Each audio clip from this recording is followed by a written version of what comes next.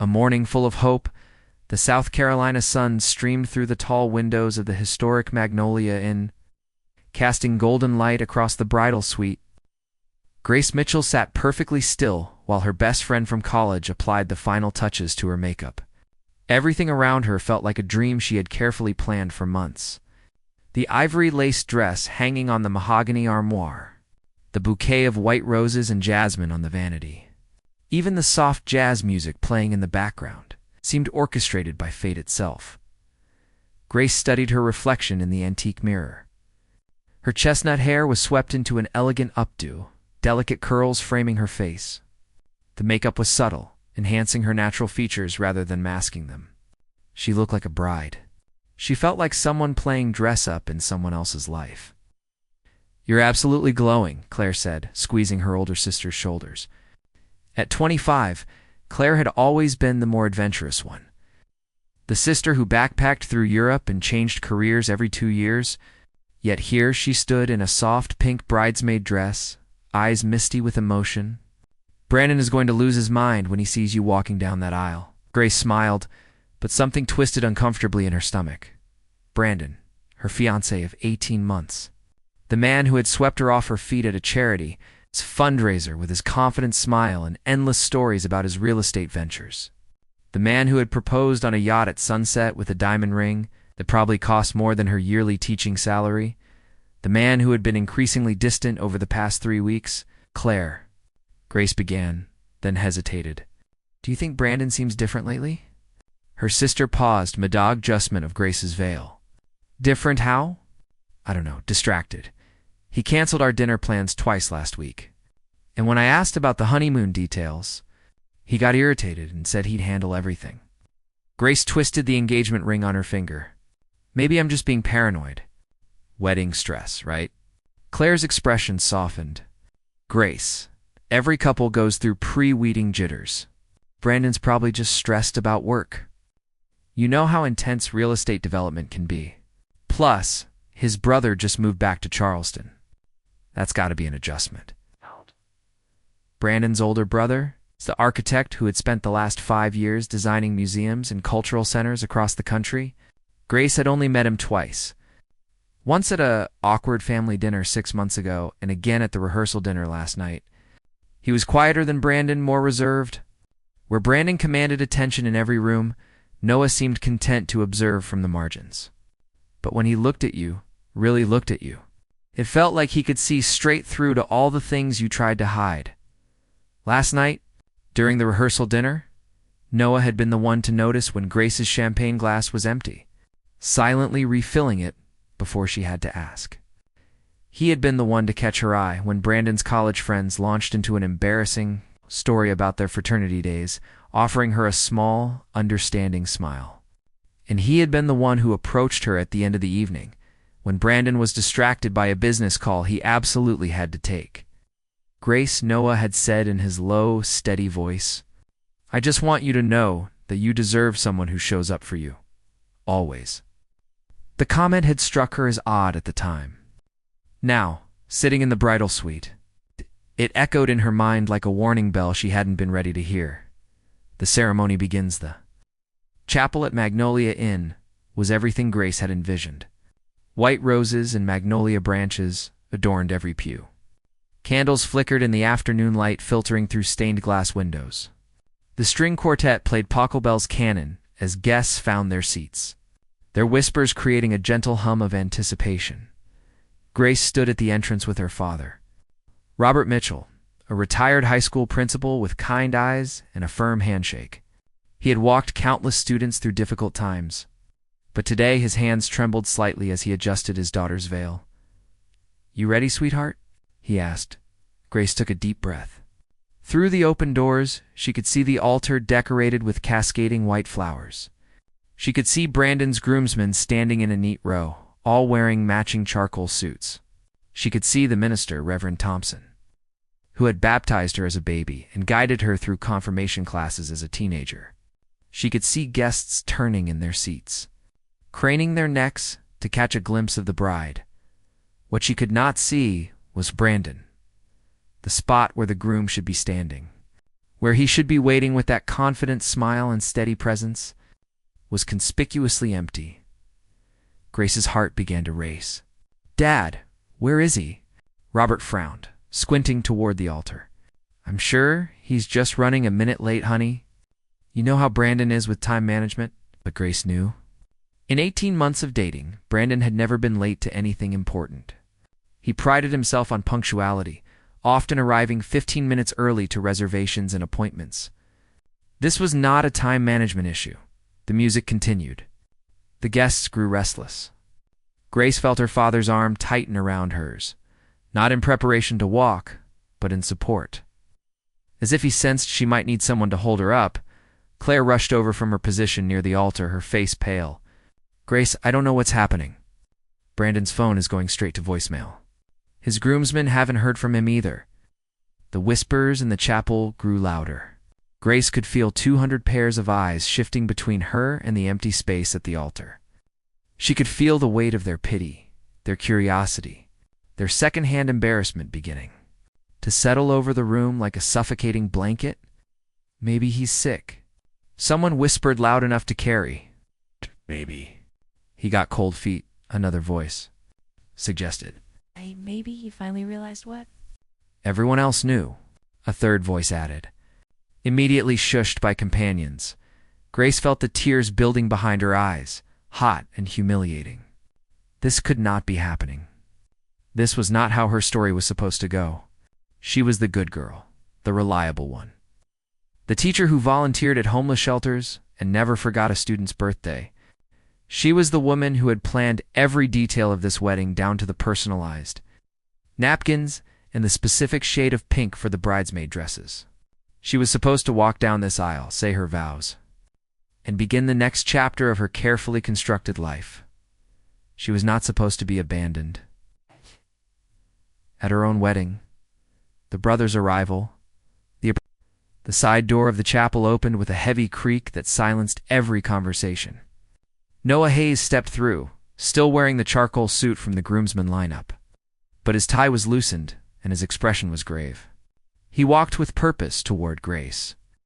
Ignoring the confused murmurs erupting throughout the chapel, Grace felt her father tense beside her. "Noah, what's going on? Where's Brandon?" Noah stopped a few feet away from them, his gray eyes meeting Grace's directly. She had always thought his eyes were unusual, not quite blue, not quite green, but a shifting combination that seemed to change with his mood.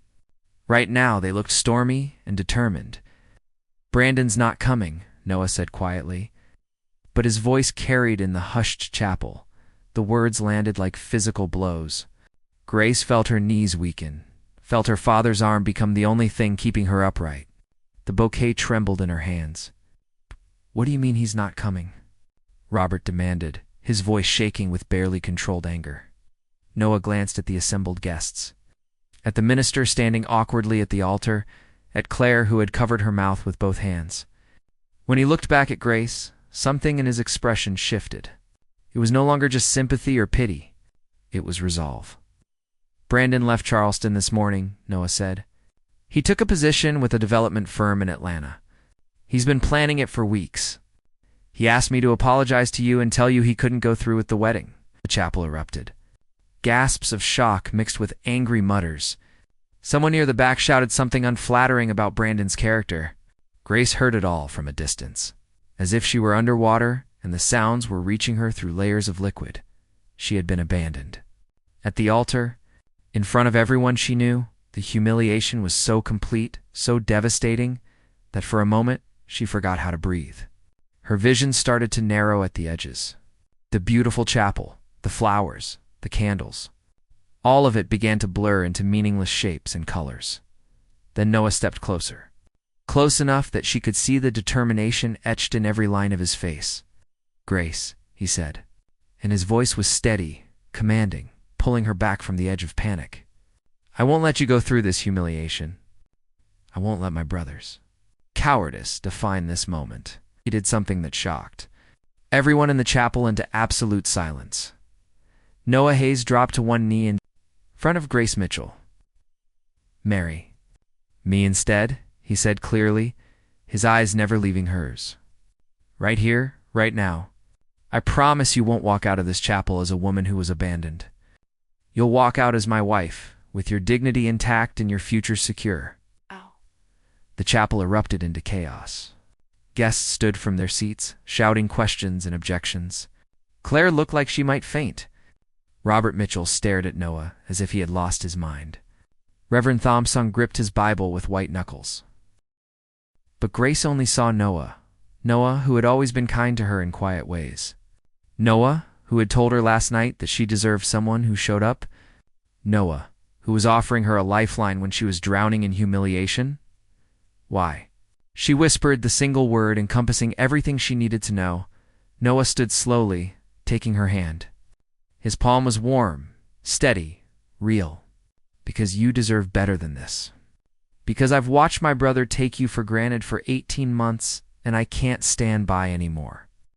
And because his voice dropped lower, intimate despite the chaos around them. "I've been in love with you since the night we met at my parents' house. When you talked about your students with such passion that you forgot to eat your dinner," Grace's breath caught. She searched his face for deception, for some hidden agenda, but found only raw honesty around them. The chaos continued. But in that moment, looking at Noah Hayes and seeing genuine care in his eyes, Grace made a decision that terrified and thrilled her in equal measure. "Yes," she said, "I'll marry you."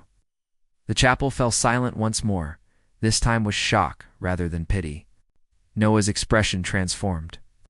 A smile breaking across his usually serious face like sunrise breaking through storm clouds. He turned to Reverend Thompson, who stood frozen at the altar. "Reverend, we still have a bride, a chapel full of guests, and a marriage license that just needs a different name. Will you marry us?" The elderly minister looked between Noah and Grace, then at the assembled crowd. A slow smile spread across his weathered face. "Well," he said, his voice carrying across the chapel, "I've been performing weddings for 40 years, and I've never seen anything quite like this. But if the bride is willing and the groom is present, I suppose we have everything we need for a wedding." Grace's father cleared his throat. "Grace, honey, are you absolutely sure about this?" She looked at Noah, really looked at him, seeing him clearly perhaps for the first time. This man who had quietly supported her, who had noticed things about her that Brandon never had, who was willing to stand before everyone they knew and offer himself as a solution to her disaster. "I'm sure, Dad," she said. Surprised by the steadiness in her own voice, an impossible choice becomes reality.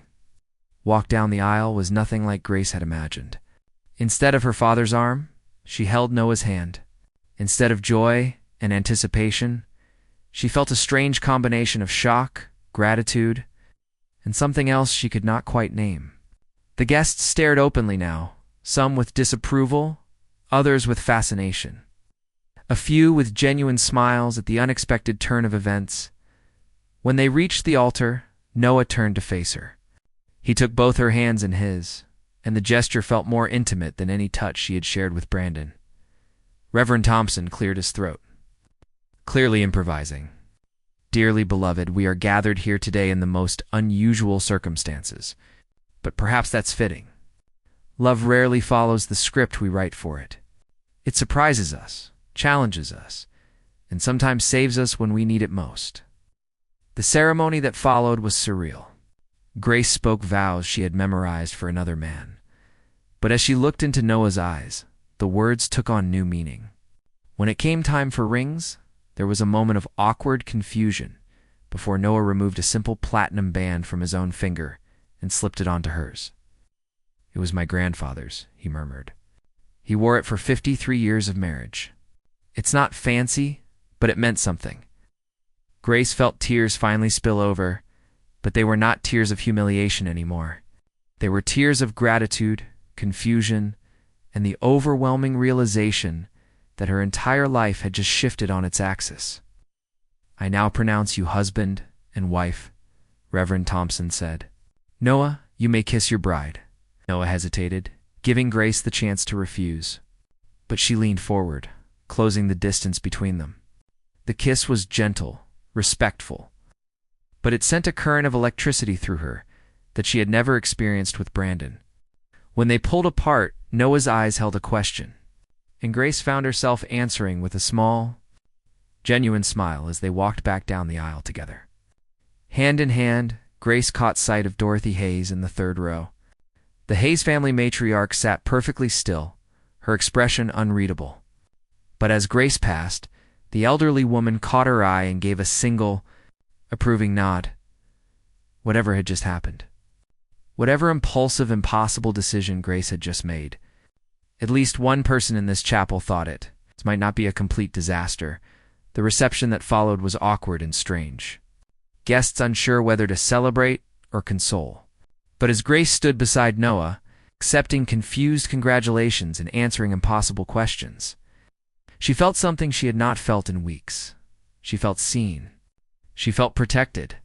And despite the chaos and confusion, she felt like maybe, just maybe, she had not made the worst decision of her life. She had simply made a different one. The first. Night the reception ended earlier than planned. Guests filtered out with whispered conversations and backward glances, leaving Grace and Noah standing in the emptying ballroom of Magnolia, and the wedding cake sat mostly untouched. A three-tiered monument to expectations that had crumbled. The DJ packed up his equipment while servers cleared. Champagne flutes with quiet efficiency. Grace still wore her wedding dress, though it felt heavier now, like carrying the weight of every confused stare and pitying comment. Claire approached with Grace's overnight bag, the one that had been packed for a honeymoon suite at the beachfront resort Brandon had supposedly booked. "I grabbed your things from the bridal suite," Claire said, studying Noah with protective suspicion. "Grace, are you really going through with this? We can fix this. We can get an annulment tomorrow." Noah stepped back, giving the sisters space. "I'll give you two a moment," he said quietly, walking toward the lobby. Once he was out of earshot, Claire gripped Grace's hands. "Tell me what you're thinking. Please tell me you have a plan beyond running away with a man you barely know." Grace looked at her sister, seeing the genuine concern etched across her face. "Claire, I don't know what I'm thinking.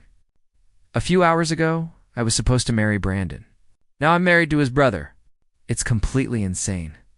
Then why did you say yes?" Grace struggled to put her jumbled emotions into words. "Because when Noah asked me, when he looked at me like I was worth saving, I felt something I never felt with Brandon. I felt seen. Brandon looked at me like I was a beautiful accessory to his successful life. Noah looked at me like I was a person who mattered." Claire's expression softened slightly. "That's romantic, but it's not a foundation for marriage. What happens when the adrenaline wears off, and you're living with a stranger?" "I don't know," Grace admitted. "But I know I couldn't walk out of that chapel as the woman who got abandoned. I couldn't face everyone tomorrow, next week, for the rest of my life, as the teacher who wasn't good enough for Brandon Hayes. At least this way, I made a choice. I took control of my own story." Claire studied her for a long moment, then pulled her into a fierce hug. "Okay, but I'm checking on you every single day. And if Noah turns out to be some kind of control freak or creep, you call me immediately and we'll handle it together. Promise." Grace whispered into her sister's shoulder. When they separated, Claire squeezed her hands one more time. "For what it's worth, the way Noah looked at you during the ceremony, Brandon never looked at you like that. Not once." Stranger's home Noah lived in a converted warehouse loft in downtown Charleston, a space that surprised Grace the moment she stepped through the heavy industrial door. She had expected something sterile and modern, all chrome and minimalism. Instead, she found warmth and character. The brick walls were original, exposed, and painted a soft cream. Tall windows overlooked the harbor, where boats bobbed gently in the evening tide. But what caught Grace's attention was the art everywhere. Not expensive gallery pieces, but working sketches, architectural drawings, and watercolor paintings in various states of completion. "You paint," Grace said. Studying a stunning watercolor of the Ravenel Bridge at sunset, Noah set down her bag and loosened his tie completely. "It's a hobby.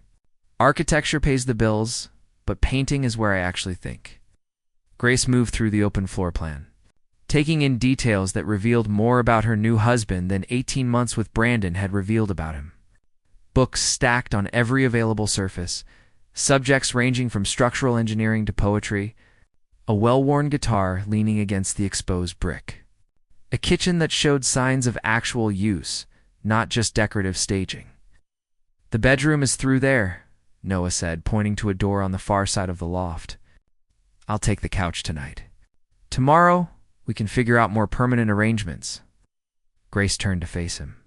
In the soft lighting of the loft, with his jacket discarded and his shirt sleeves rolled up, Noah looked different from the man who had knelt in the chapel. He looked vulnerable, uncertain, human. "Noah, we need to talk about what happened today." He nodded, moving to the kitchen. "Do you want coffee? Tea? Something stronger?" "Something stronger sounds appropriate." Noah poured 2 glasses of bourbon, handing one to Grace before settling into an armchair across from the sofa where she sat. The physical distance felt deliberate, respectful. "Ask me anything," he said. Grace took a sip of bourbon, letting the burn steady her nerves. "Did you know Brandon wasn't going to show up?" Noah's jaw tightened. "I knew he was having second thoughts. He called me 3 nights ago, panicking about the wedding, about commitment, about his new job offer in Atlanta. I told him he needed to talk to you, work through it together. I didn't know he was going to run." "But you knew about the job offer." "Yes, and I told him he was an idiot for even considering taking it without discussing it with you first." Noah leaned forward, his elbows on his knees. "Grace, my brother has always been selfish. Charming and successful, but fundamentally selfish. I watched him date you, watched him treat you like a trophy he'd won rather than a partner he'd chosen. It made me sick." "Then why didn't you say anything?" Noah's laugh was bitter. "Because you seemed happy? Because I'm his brother, not his conscience. And because he met her eyes directly, I was in love with you myself, and anything I said would have seemed like jealousy rather than genuine concern." The confession hung between them, heavy and undeniable. Grace set down her glass with trembling hands. "When did you know?" she asked softly. 6 months ago. Brandon brought you to a family dinner for our grandmother's birthday. You spent an hour talking with my grandmother about her garden, asking genuine questions, taking notes so you could research companion planting techniques for your school's garden project. Brandon spent that hour on his phone, closing a deal. You didn't even notice I was watching you." Noah stood, walking to the window, overlooking the harbor. "Then later, Brandon started complaining about wedding planning, about how you were too focused on meaningful details instead of impressive ones. He said you wanted local flowers instead of exotic imports because you wanted to support Charleston businesses. He said it like it was a flaw. I thought it was the most beautiful thing I'd ever heard." Grace felt her throat tighten. "Noah, I don't know what to do with this information. I'm married to you now, but I don't love you. I barely know you." He turned back to face her, and his expression was open, honest. "I know, and I'm not asking you to love me. I'm asking for time. Time to show you who I actually am. Time for you to decide if this marriage could be something real, or if we should part as friends who helped each other through an impossible situation. And if I decide I want an annulment, then I'll support that decision completely. No pressure, no guilt, no strings." Noah returned to his chair, picking up his bourbon. "But Grace, I need you to know something. What I did today wasn't just about saving you from humiliation. It was about giving myself a chance I never thought I'd have. A chance to show you that you deserve someone who shows up, who sees you, who chooses you every single day." Grace studied him, this man who had appended her entire life in the span of a few hours. "What if I break your heart? Then at least it will have been broken by someone worth loving," Noah said simply. Discovering each other the first week of their marriage was strange and careful. Grace returned to her classroom at Cedar Grove Elementary, where 23 second graders wanted to know all about her wedding. She kept the explanation simple, vague, leaving out the dramatic details that had surely spread through Charleston's social circles by now. Teaching provided normalcy, a routine that anchored her while everything else felt uncertain. But coming home each evening to Noah's loft, that was the part that surprised her. Noah had cleared out half his closet for her clothes, set up a workspace in the corner for her lesson planning, and left fresh flowers on the kitchen counter every Monday. They cooked dinner together most nights, discovering each other through conversation and shared tasks. Grace learned that Noah was methodical and precise, measuring ingredients exactly.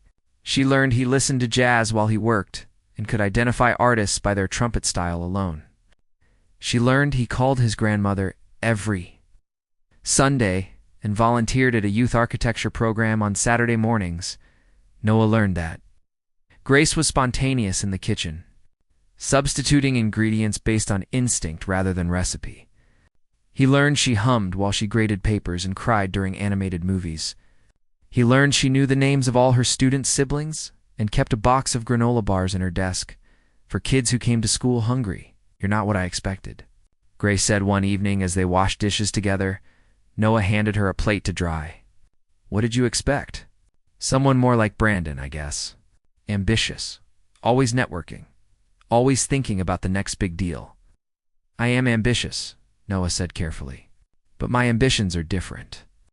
I want to design buildings that make communities better, not just buildings that make money. I want a life with meaning, not just markers of success." Grace set down the dried plate, turning to face him fully. "Noah, can I ask you something personal?" "Always. Have you ever been in love before?" "Before me, I mean?" Noah considered the question as he drained the sink. "I thought I was once. In graduate school. Her name was Rebecca. She was brilliant, driven, everything I thought I wanted.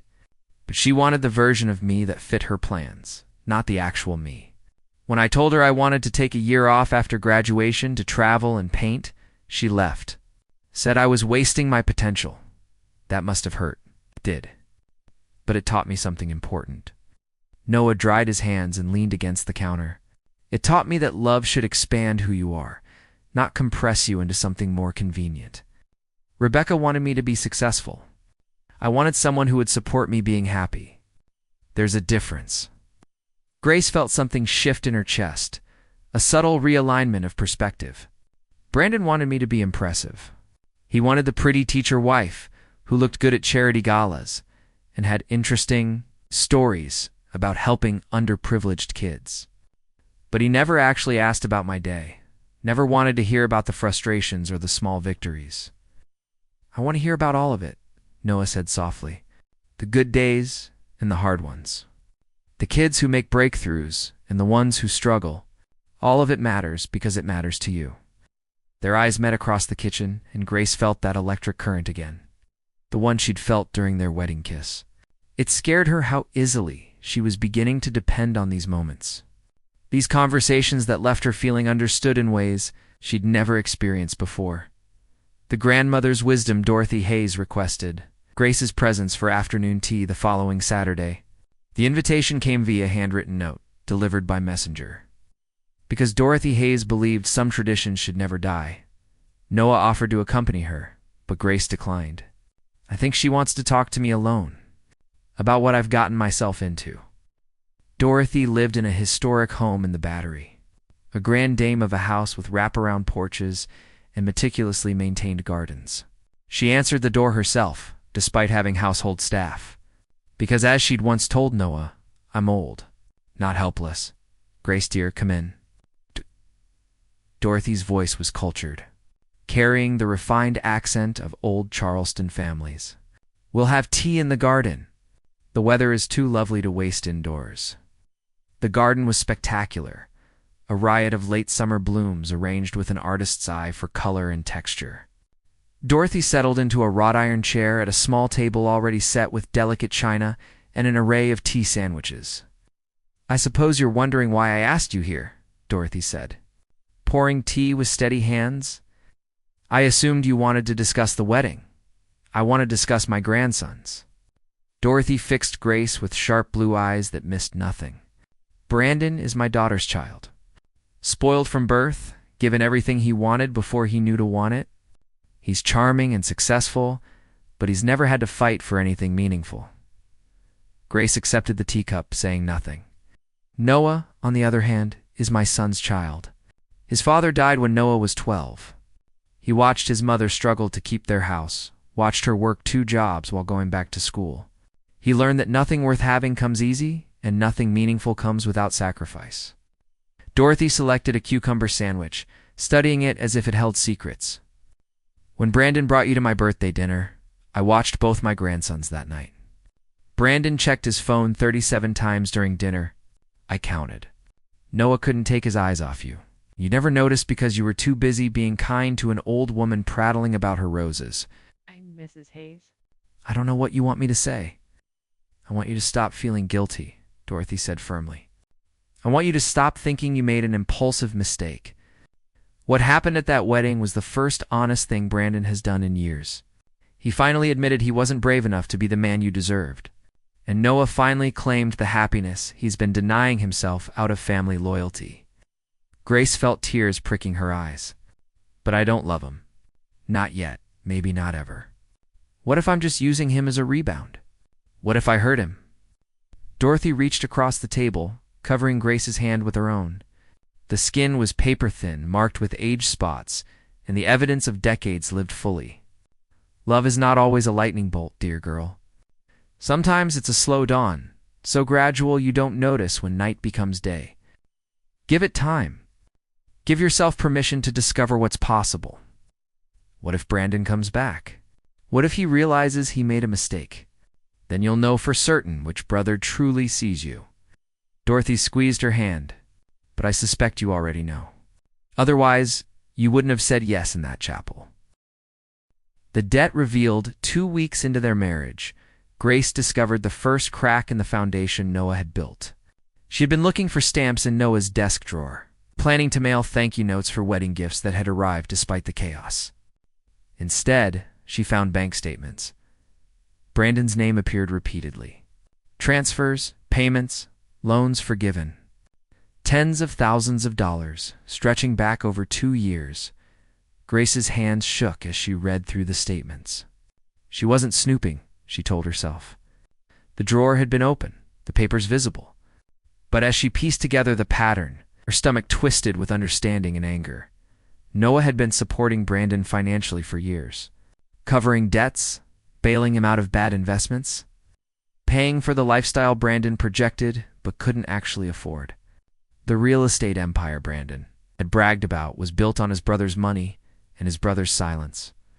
When Noah came home that evening, Grace was waiting with the statements spread across the kitchen counter. He stopped in the doorway, his expression immediately closing off. You went through my desk? I was looking for stamps? I found these instead. Grace crossed her arms. Were you ever going to tell me? Noah set down his briefcase slowly, deliberately. I tell you what exactly? That you've been bankrolling your brother for years. That everything Brandon claimed to have built, you actually paid for. That the reason you could afford to swoop in and save me is because you've been enabling his failures all along. The accusation hung between them, sharp and unforgiving. Noah moved to the counter, looking down at the evidence of his financial support. Brandon has a gambling problem, he said quietly. Started in college, got worse after our father died. He's been chasing the high of winning ever since, trying to prove he could be successful on his own terms. Every time he lost big, I bailed him out. Every time he promised to stop, I believed him. Why? Grace demanded. Why would you let him take advantage of you like that? Noah's eyes flashed with something dark and complicated. Because he's my brother. Because after Dad died, I promised I'd take care of the family. Because enabling him felt better than watching him destroy himself. So you destroyed yourself instead. I built a successful career. I'm not destroyed, but you sacrificed your own happiness for his comfort. Grace felt anger mixing with something uncomfortably close to pity. You let him take your money, and then you let him take me too. Were you planning to just quietly love me while I lived my life with a man you were supporting? How long would you have let that go on? Noah's composure cracked, pain flashing across his face. As long as it took for you to be happy. Even if it meant my own misery. That's what love is, Grace. Putting someone else's happiness ahead of your own. That's not love, Grace said, her voice rising. That's martyrdom. That's refusing to fight for what you want because you're too afraid of being selfish. And what I did at the wedding? Noah's voice rose to match hers. Was that selfish enough for you? Taking advantage of your humiliation to finally claim what I wanted? Using Brandon's cowardice as an opportunity to insert myself into your life? The question silenced Grace. She stared at Noah, seeing him clearly for the first time since the wedding. Not as a rescuer or a romantic figure, but as a flawed man who had made complicated choices for complicated reasons. "Is that what you think you did?" she asked quietly. "You think you took advantage of me?" Noah's shoulders sagged. "I don't know what I did. I saw you standing there, about to be humiliated, and I saw a chance. A chance to save you, yes. But also a chance to finally stop being the man who stands aside while his brother takes everything good in the world. I don't know if that makes me noble, or selfish, or both." Grace moved around the counter, standing close enough to see the exhaustion in Noah's eyes. The weight he'd been carrying alone for so long. "Noah, the money you gave Brandon, did you give it willingly, or did he pressure you? Does it matter?" "Yes, it matters a lot." Noah sighed, running a hand through his hair. "Both. At first I gave it because I wanted to help. Then I gave it because he'd threatened to tell our mother about his debts, and I knew the stress would kill her. She's already fragile after Dad's death. I couldn't let Brandon destroy what peace she'd found, so he blackmailed you emotionally." "He's my brother," Noah repeated. As if that explained everything, Grace took his hands, feeling the calluses from his architectural model building, the strength in his fingers.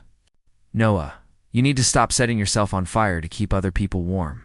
You need to stop protecting people who hurt you, even if those people include you." His voice was barely above a whisper.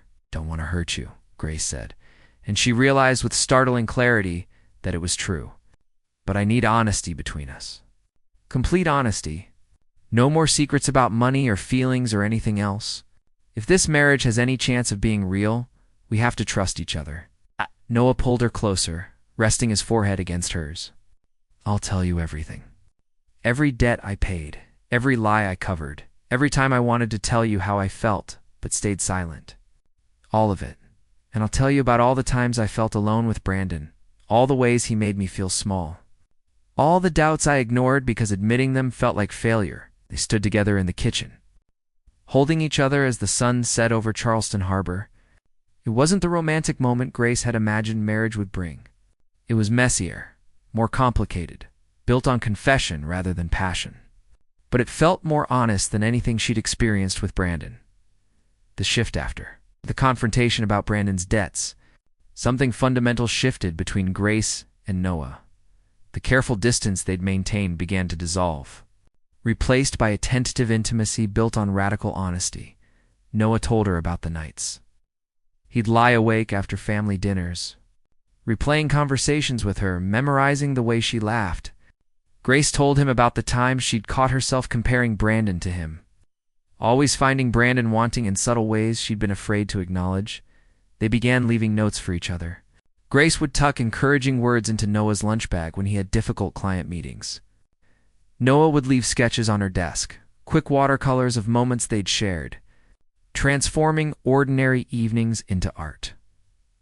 One Thursday evening, Grace came home to find Noah at his easel, working on a larger painting. She set down her teacher bag, moving quietly across the loft so as not to disturb his concentration. The painting was of her, captured in the act of reading on the sofa, evening light streaming through the windows. "When did you sketch this?" she asked softly. Noah didn't stop painting, adding shadows to the background. "I didn't. I painted from memory." "You sit like that almost every evening, completely absorbed in whatever book you're reading. Your left hand always holds the book while your right hand plays with your hair. You don't even realize you're doing it." Grace felt her breath catch. To be observed so carefully, to have someone notice details she didn't notice about herself. It was intimate in a way that had nothing to do with physical touch. "Noah," she said, and he finally looked up from the canvas. "I think I'm starting to fall in love with you." His hand froze mid-brushstroke. "You don't have to say that. There's no pressure. I'm not saying it because of pressure. I'm saying it because it's true." Grace moved closer, standing beside the easel. "You've been so patient with me, giving me space to figure out my feelings. But I need you to know that something is changing. When I think about my future now, I don't see the life I planned with Brandon. I see this. Us. This complicated, unexpected, honest thing we're building together." Noah set down his brush, turning to face her fully. "Grace, I need to know you're sure. I need to know this isn't gratitude or rebound or anything except real feelings. How do we ever know if feelings are real? Grace countered. With Brandon, I thought I was in love. I planned a whole life around that assumption. But what I felt for him was comfortable and safe. What I feel for you terrifies me because it's deeper, more real. You see all my flaws, and you still want me here. That's not comfort. That's something much more dangerous. Noah stood, closing the distance between them. What if I hurt you? What if I'm not enough? What if you are? Grace reached up, touching his face, feeling the slight stubble on his jaw. What if we're both enough exactly as we are? When Noah kissed her this time, it wasn't careful or respectful. It was hungry, passionate, full of weeks of restraint finally breaking free. Grace responded with equal intensity, her hands tangling in his hair as he pulled her closer. This wasn't the polite kiss of their wedding ceremony. This was real desire, real connection, the physical manifestation of everything they'd been building through conversation and confession. They stumbled toward the bedroom, shedding clothes and inhibitions, discovering each other's bodies with the same attention they'd been paying to each other's minds. Noah touched her like she was precious and powerful simultaneously, his hands both gentle and demanding. Grace surprised herself with her own boldness, claiming pleasure without apology, trusting Noah enough to be completely vulnerable. Afterward, lying tangled together in sheets that smelled like paint and possibility, Grace felt a peace she couldn't remember ever experiencing before. This was what partnerships should feel like. Equal parts passion and comfort, desire and respect, individuality and unity. I love you, Noah whispered into her hair. I've loved you so long it feels like breathing. Essential and constant. Grace turned to face him, seeing the vulnerability in his eyes. I'm not there yet. Not all the way. But I'm falling, Noah. And for the first time, I'm not afraid of where I'll land. He kissed her forehead, her eyelids, her lips. Take all the time you need. I'll be here, catching you whenever you're ready. The brothers returned 3 weeks later. Brandon Hayes returned to Charleston. Grace heard about it first from Claire, who called during her lunch break at school. He's back, Brandon. He's been asking about you, wanting to know if you're okay, if the marriage to Noah is real. Grace stepped into the hallway outside her classroom, lowering her voice. What did you tell him? I told him to leave you alone. But Grace, he seems different.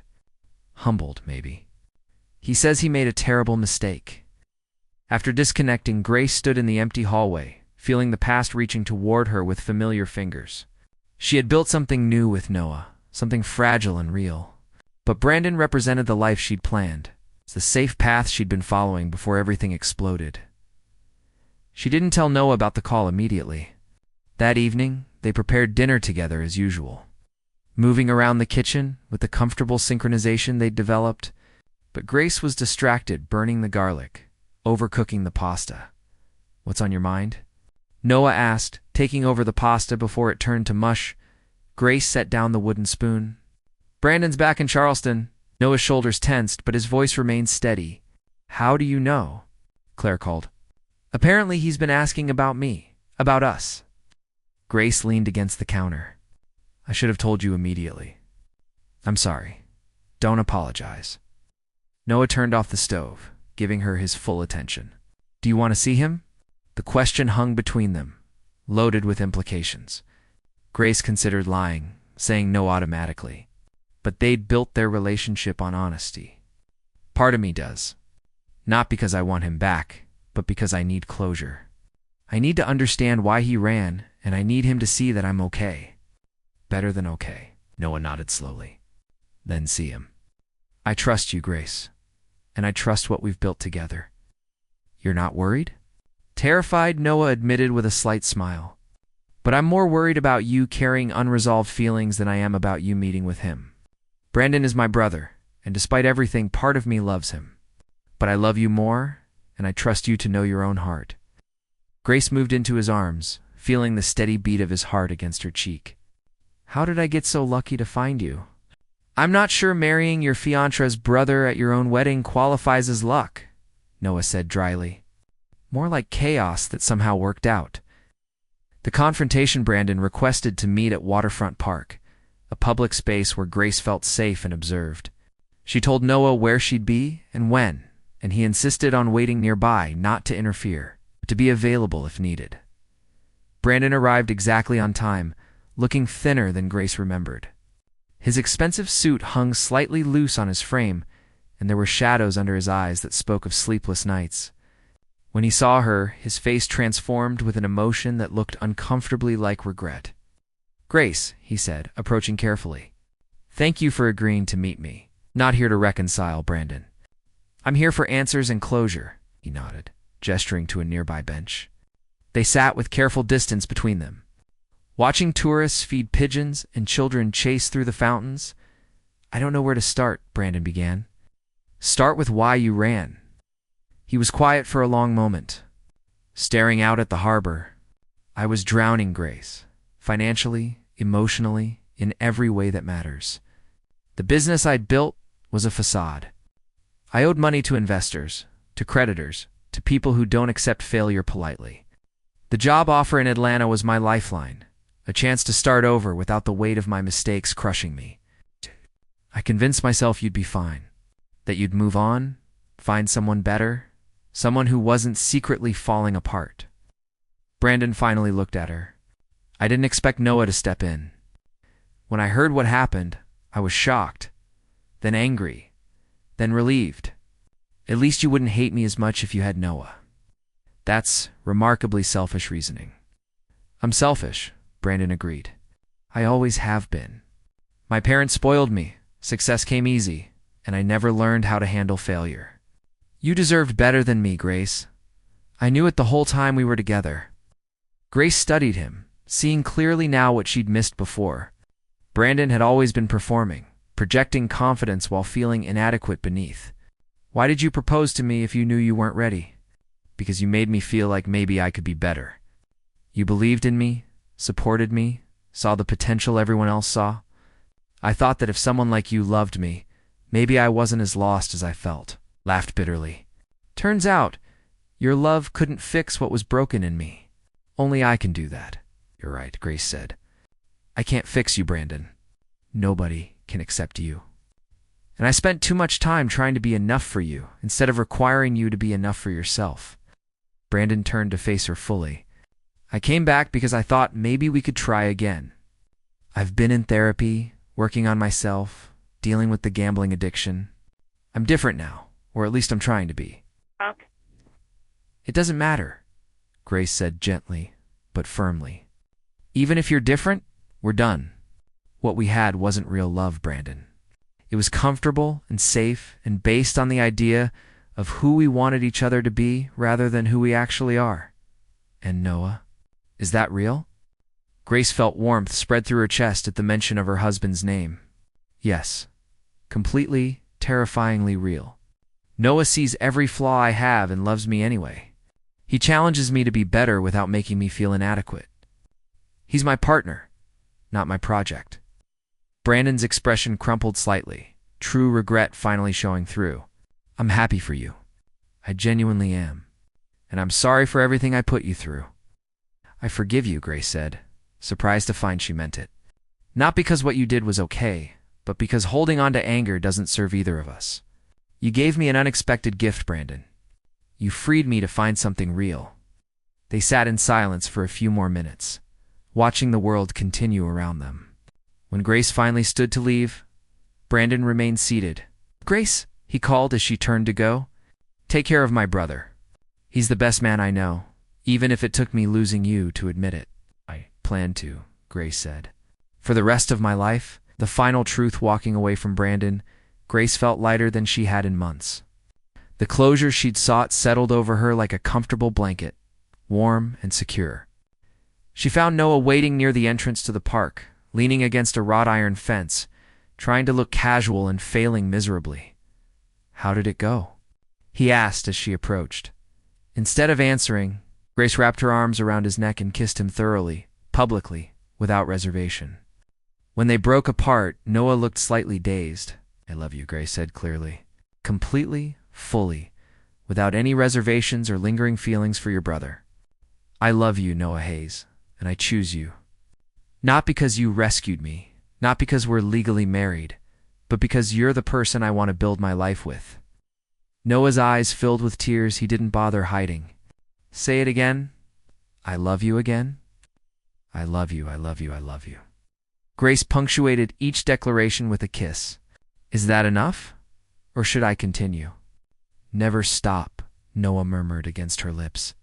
"Never stop choosing me, and I'll never stop choosing you." They walked home hand in hand, talking about everything and nothing.